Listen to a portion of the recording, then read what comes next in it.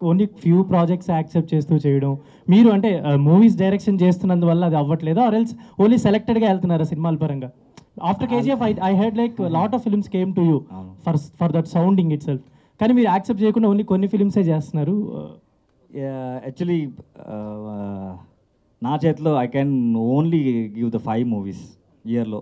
ఎందుకంటే నేను I will travel with the director and production house. So అది first నుంచి నేను అలాగే వచ్చేసాను. So I have to give the best. So అందుకే నేను యాక్చువల్లీ ఎక్కువ మూవీ చేసేదానికి నేను I'm not prefer for that. Actually ఒక మన ఏం చెప్తారు, దీంట్లో ఏం కావాలో అంతవరకే చేస్తారు. అండ్ ఎన్టీఆర్ గారు మీ స్టూడియోకి వచ్చినప్పుడు ఒక మ్యూజిక్ చేశారు మీరు. అవును, జస్ట్ విజిటింగ్కే అంత మ్యూజిక్ చేశారంటే ఎన్టీఆర్ నీల్ ఫిల్మ్కి ఎంత మ్యూజిక్ చేయబోతున్నారు? అన్నీ అది నేను చెప్పాను కదా, నేను ఐఎమ్ నా ట్యాప్, వాటర్ ఎక్కడి నుంచో వస్తుంది. సో ఐ హోప్ అండ్ ఆ కాన్ఫిడెన్స్ ఉంది ఏదో భగవంతుడు ఇచ్చేస్తాడని. సో బికాస్ ఫ్రమ్ ఎప్పటి నుంచి ఆయన మూవీ చూసే స్టార్ట్ చేశానో, so I'm big fan of NTR గారు. సో దాని తర్వాత ఏదో ఒక ఫైర్ ఉంది, ఏదో చేయాలి అని.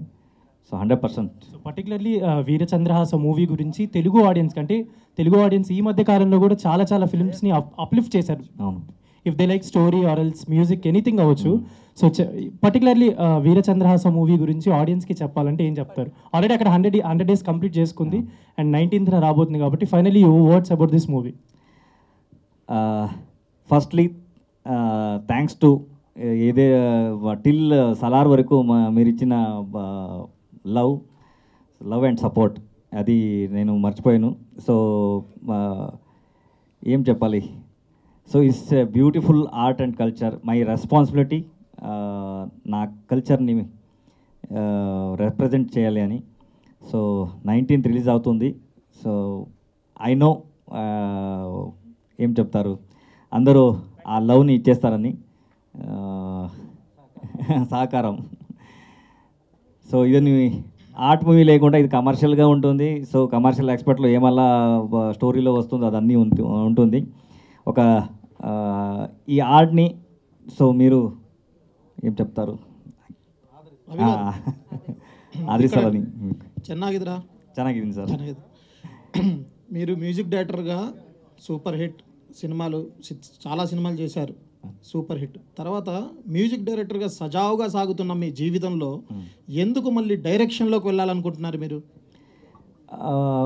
ఎప్పటి నుంచి నా జర్నీ స్టార్ట్ అయిందో అప్పటి నుంచి నేను ఇయర్లీ 1 మూవీ డైరెక్షన్ చేసేదానికి నేను స్టార్ట్ చేశాను సార్. జస్ట్ బికాస్ ఆఫ్ నాకు ఏది హాబీ లేదు, మ్యూజిక్ లేకుండా ఏమీ హాబీ లేదు.